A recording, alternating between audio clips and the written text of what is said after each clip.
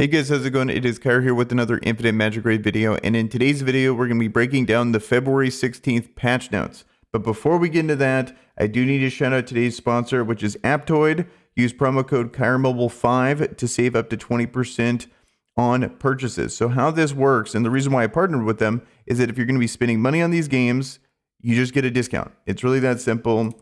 You go to the wallet, you download this program, you go to settings, and then in promo codes, you use KyraMobile5, all caps, all one word, and then you can save up to 20% off. And then when you go to purchase, so I'm on an Android emulator because this is only going to work on Android. It does not work on iOS.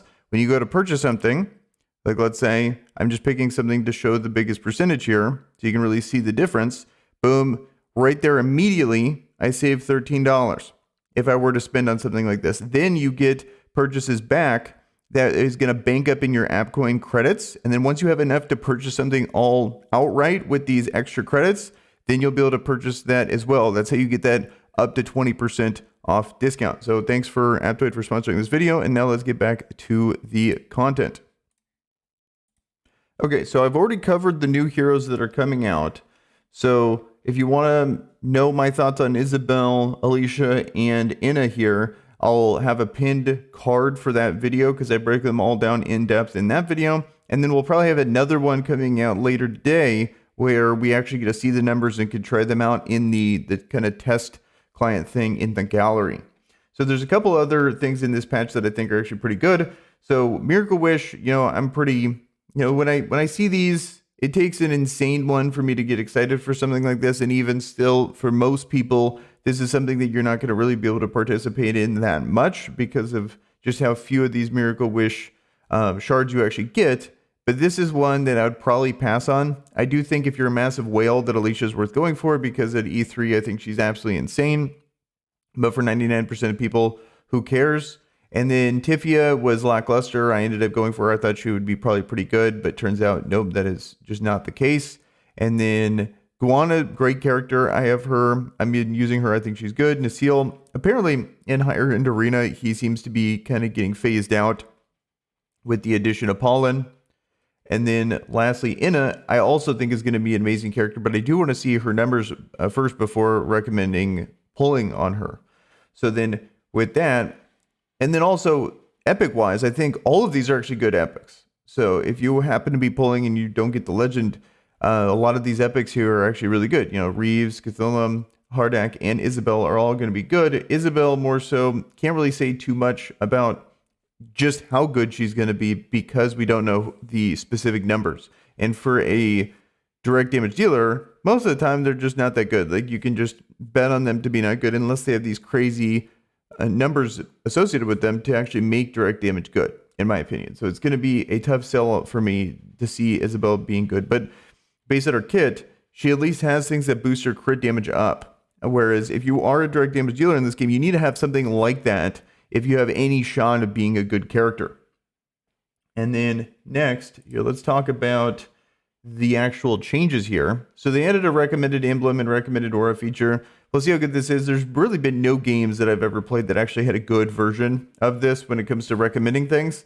And usually it's like not great, or it's like so obvious that it's not really that helpful. We'll see if they actually recommend things that are actually good, but could potentially help new players there. And then they added a quick wish feature for Refined Wish, Excellent Wish, and Miracle Wish. I like this for the Refined Wish. It's a big pain to be able to skip through, you save those up. Me personally, I save them up. If I'm going to do it optimally, it would be on a banner where you get credit for wishes.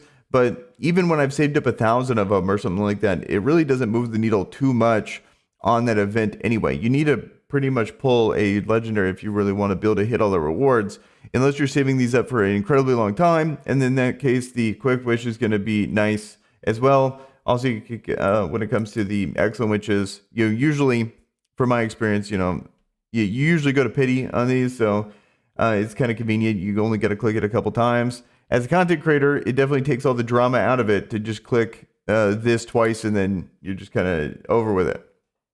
And then next we have some feature adjustments. So adventurers can now view skill sets of bosses under different statuses in the boss guide.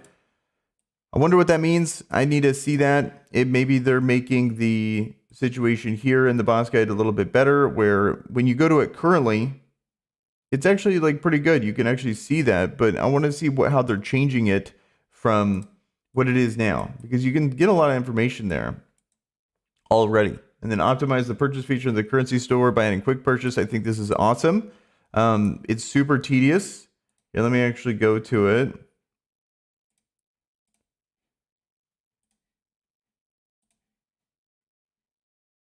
It's super tedious in here to be able to do this because, you know, optimally, you're going to want to purchase this kind of stuff as much as possible. Like, for example, the potions, the heroes. So all these potions I'm going to want to buy, but having to click those individually is a big pain. So hopefully this is significantly quicker, because I like to go right before 15. Once it says 15 in the top right corner, I'm done. It's just a tedious little thing to do every day. Hopefully they make it better. Usually they're pretty good when it comes to their quality of life features in this game. And hopefully this one is no different. And then optimize the icon. Okay, no one cares. Updated the following system UI, Sanctuary and Shop. Okay, hopefully that it looks significantly better so we can actually use that other feature where you can quick purchase a lot easier, and then fix a bug that causes the display anomaly of battling scenes. Okay, never experienced that. I haven't really played too much Elemental City, to be honest, so that's also could be a reason why. And then corrected wrong description of Rudolph's skills. Curious about that, and I never got to test him, so I wonder what's actually wrong about him. Now let's actually get to the changes in Brynhild here. Okay, so after reading through this, I think she's absolutely nuts now. Like, this is wild. So they really buffed the additional wolf form that she gives out, or the wolf spirit.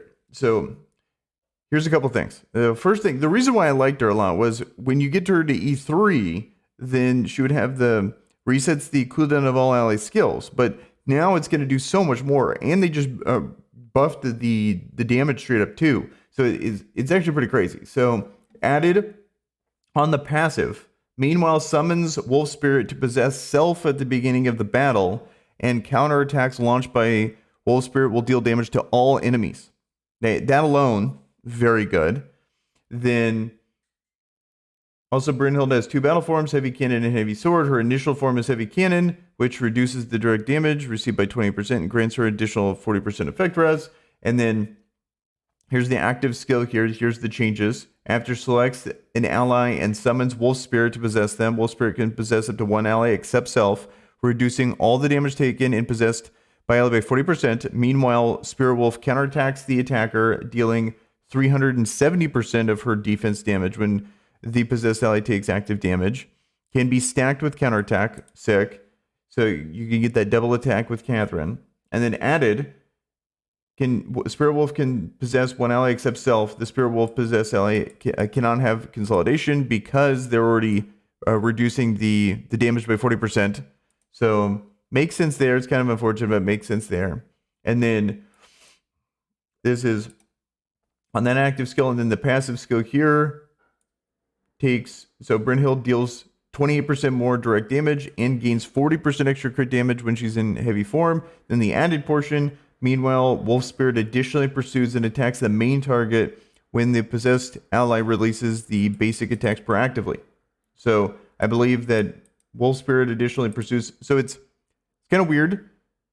I'm a little confused by this. Maybe this is just worded wrong, but the Wolf Spirit additionally pursues and attacks the main target when the possessed ally. So usually you're going to give the possessed ally is the Wolf Spirit, or are they considering Wolf Spirit to be Brynhild?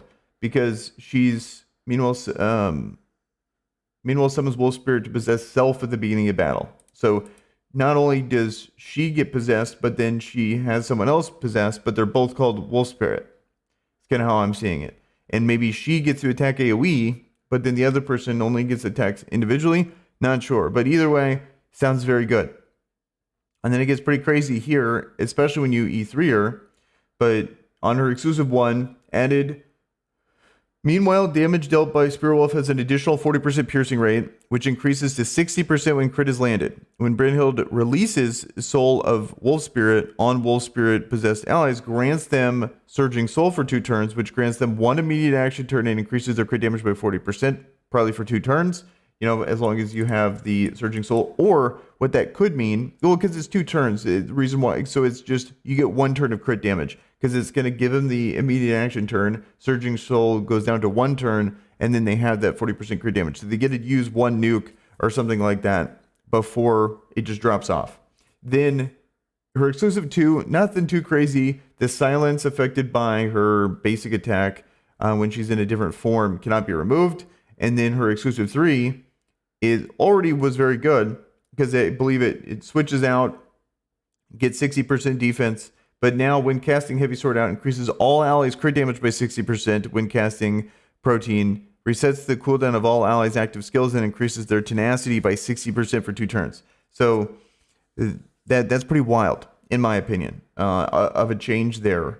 Now we have a lot of potential debate on which characters to go, in my opinion, because they just buffed Lucia, they just buffed Olacaster. All of them are very good. And there's still Ben Austin, very good. Lucifer, still very good. You know, I really like now that they're making it to where there's real decisions to be had here when it comes to these characters, because before it was basically down to a few characters.